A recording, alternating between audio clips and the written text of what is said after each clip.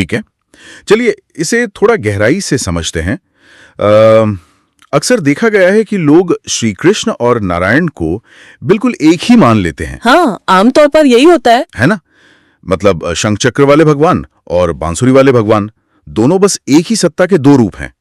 लेकिन हमारे पास आज जो स्रोत हैं, जो पुष्टि मार्ग दर्शन और प्राचीन ग्रंथों पर आधारित हैं, वो एक बिल्कुल अलग और सच कहूं तो एक चौंकाने वाली कहानी बयां कर रहे हैं। बिल्कुल, यहाँ सबसे दिलचस्प बात यह है प्राचीन ग्रंथों ने इन दोनों स्वरूपों को सिर्फ कहानियों के आधार पर अलग नहीं किया है। मतलब उन्होंने इनके कार्यों और गुणों के आधार पर बहुत ही वैज्ञानिक तरीके से इनका विभाजन किया है। अच्छा, वैज्ञानिक तरीके से? हाँ, ये सिर्फ कोई किताबी ज्ञान नहीं है, बल्कि ये समझने का एक नजरिया है कि सर्वोच्च सत्ता से जुड़ने के जो तरीके हैं वो असल में कैसे काम करते हैं। सही बात है। और श्रोतों को पढ़ते हुए जो चीज मुझे सबसे ज्यादा हैरान कर गई वो थी कृष्णा शब्द की व्याख्या। मतलब वहां इस शब्द की एटिमोलॉजी पर बहुत ज्यादा जोर दिया गया है। हाँ, उसकी व्युत्पत्ति पर। बिल्कुल, उसमें बताया गया है कि कृषि जो एक भूवाचक शब्द है उसका अर्थ है सत्ता या अस्तित्व, और जो ना है उसका अर्थ है आनंद। सही। तो मतलब श्री कृष्ण का जो शाब्दिक अर्थ हुआ वो है शुद्ध सच्चिदानंद, वो आनंद के प्रतीक हैं। बिल्कुल, और ग्रंथों में इसी को उनका स्वरूप लक्षण कहा गया है। स्वरूप लक्षण, इसको थोड़ा आसान भाषा में समझते हैं तो क्या हम इसे ऐसे समझ सकते हैं कि अगर ये पूरा ब्रह्मांड एक विशाल कॉर्पोरेट कंपनी है तो श्री कृष्ण उस कंपनी के दूरदर्शी फाउंडर की तरह हैं। मतलब एक ऐसे संस्थापक जिन्हें कंपनी के रोजमर्रा के कागजी कामों से या फाइलों से कोई मतलब नहीं है, वे बस अपने विजन और आनंद में मग्न हैं। अरे वाह, ये एनालॉजी बहुत ही सटीक है। मैं कहूंगी कि बिल्कुल यही स्वरूप लक्षण है। सच में? हाँ, क्योंकि श्री कृष्ण का जो मूल कार्य है ना, वो प्रशासन नहीं है। उनका काम केवल लीला करना और विशुद्ध आनंद का संचार करना है। वे पुरुषोत्तम है, आदि मूर्ति हैं। उनका जो रूप है वो अद्वितीय है, मुरली लिए हुए मोरपंख के साथ। वे फाइलों पर साइन नहीं करते, जैसा कि आपने कहा। हाँ। वे बस आनंद में रहते हैं। लेकिन अगर वो सिर्फ आनंद में मग्न फाउंडर हैं जो बस अपनी बांसुरी की धुन और लीलाओं में व्यस्त हैं, तो फिर ये जो ब्रह्मांड की इतनी बड़ी व्यवस्था है, ये काम कौन संभाल रहा है? बिल्कुल यही सवाल उठता है ना?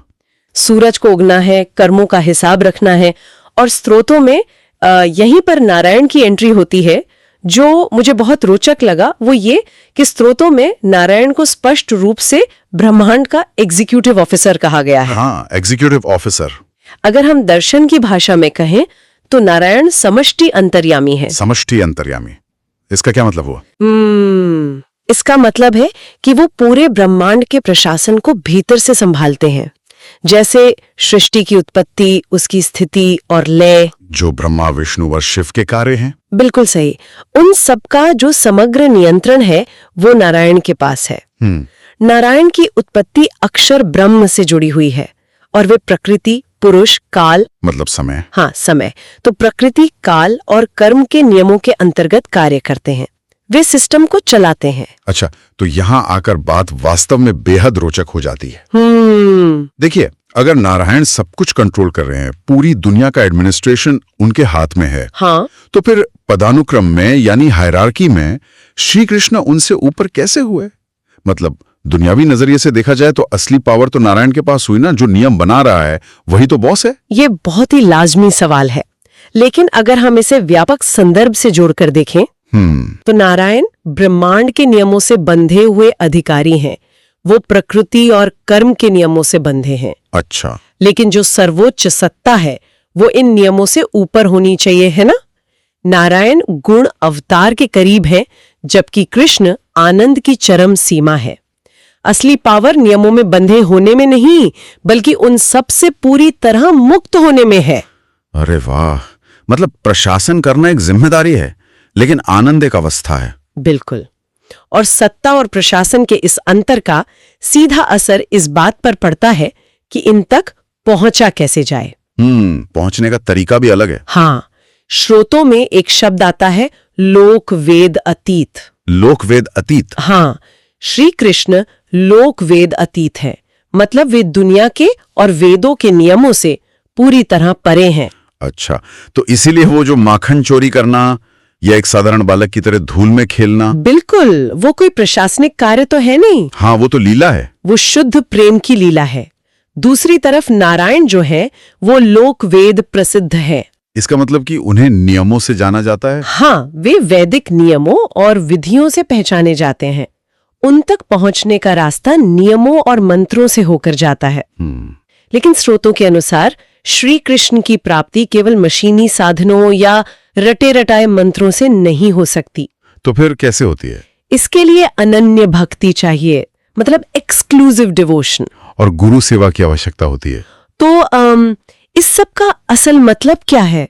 ऐसा लगता है कि यह किसी सख्त जज को कानूनी दलीलों से जीतने और किसी अपने बेहद करीबी व्यक्ति को निस्वार्थ प्रेम से जीतने के बीच का अंतर है। एकदम सटीक उदाहरण है ये, है ना? क्योंकि आप अपने प्रियजन के सामने कानून की किताब तो नहीं खोल सकते। वहां तो बस भाव चाहिए। बिल्कुल। और आपको याद है स्रोतों में वो ब्रह्मा जी वाली घटना का जिक्र है? हाँ, जहां वो चकरा गए थे। बिल्कुल, इसीलिए ब्रह्मा जी भी धोखा खा गए थे। जब ब्रह्मा जी एग्जीक्यूटिव ऑफिसर नारायण को ढूंढ रहे थे, मतलब वो एक जज को ढूंढ रहे थे, हाँ, तो वे श्री कृष्ण को धूल में खेलते और ग्वालों के साथ झूठा भोजन करते देख चकरा गए, क्योंकि वे उस लोक वेद अतीत स्वरूप को अपने प्रशासनिक नजरिए से समझ ही नहीं पाए। हाँ, नियम बनाने वाले खुद आनंद को देख के कंफ्यूज हो गए। बिल्कुल, यही हुआ था। बिल्कुल। अच्छा, इसके बाद स्रोत एक और बहुत गहरी दिशा में जाते हैं। महाप्रभु वल्लभाचार्य जी की जो सुबोधिनी टीका है, हाँ, सुबोधिनी जी, उसमें नारायण शब्द के कुछ गहरे यौगिक अर्थ बताए गए हैं। मुझे याद है श्रोतों में नारायण के 6 और कुछ जगह 7-8 अर्थ बताए गए हैं। सही कह रहे हैं आप। इनमें से 2 बहुत प्रमुख थे। एक था नर जात तत्वानी, जिसका मतलब था कि लीला सृष्टि के नियामक के रूप में स्वयं श्री कृष्ण, और दूसरा था नराणाम अयनम, यानी जीवों का आश्रय स्थल। बिल्कुल। अब यहाँ इतने भारी संस्कृत शब्दों के बीच श्रोत में एक बहुत ही सरल एनोलॉजी दी गई है। जरा रुकिए, मैं उसे समझाता हूँ। हाँ, बताइए। जो पानी का उदाहरण दिया गया है, क्या हम उसे ऐसे समझ सकते हैं कि जो समष्टि अंतर्यामी यानी नारायण है, वो पूरा का पूरा एक विशाल समंदर है? और जो व्यष्टि अंतर्यामी है यानी हम सारे जीव, वो उस समंदर के छोटे छोटे बुलबुले या लहरें हैं? ये एक बहुत ही महत्वपूर्ण सवाल खड़ा करता है, और मैं कहूंगी कि यही बिल्कुल सटीक व्याख्या है। समष्टि और व्यष्टि का यही तो संबंध है। अच्छा। समंदर जो है यानी नारायण, वो सभी बुलबुलों का सामूहिक रूप है। एक बुलबुले का समंदर के बिना कोई अस्तित्व नहीं है। वो फूट जाएगा तो वापस समंदर में ही मिलेगा। बिल्कुल, इसीलिए उन्हें जीवों का आश्रय स्थल कहा गया है। इसी तरह स्रोतों में सूर्य नारायण का भी जिक्र आता है। सूर्य नारायण? हाँ, जिस तरह सूर्य अपने प्रकाश से दुखों को हर लेता है, वैसे ही नारायण का स्वरूप जीवों के दुखों को हरने वाले प्रकाश के रूप में कार्य करता है।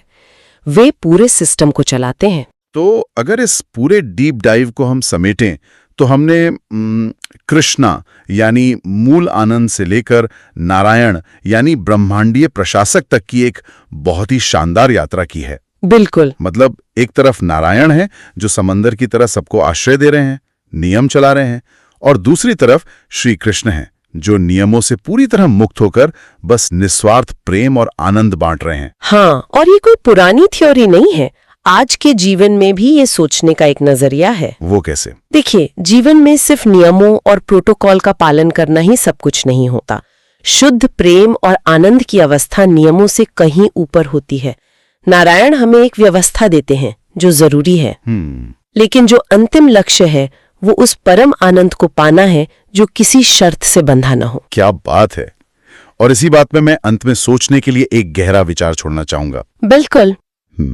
सोचकर देखिए, अगर इस पूरे ब्रह्मांड की सर्वोच्च शक्ति अपनी सारी भव्यता, अपना सौरा रुतबा और पावर को छोड़कर सिर्फ इसलिए धूल में खेलना और माखन चुराना पसंद करती है ताकि उसे निस्वार्थ और बिना शर्त वाला प्रेम मिल सके, तो फिर हम इंसान अपनी सत्ता, अपने स्टेटस और नियमों से इतना क्यों चिपके रहते हैं? क्या हम असली आनंद को कहीं और ही तो नहीं ढूंढ रहे हैं? इस पर विचार जरूर कीजिएगा।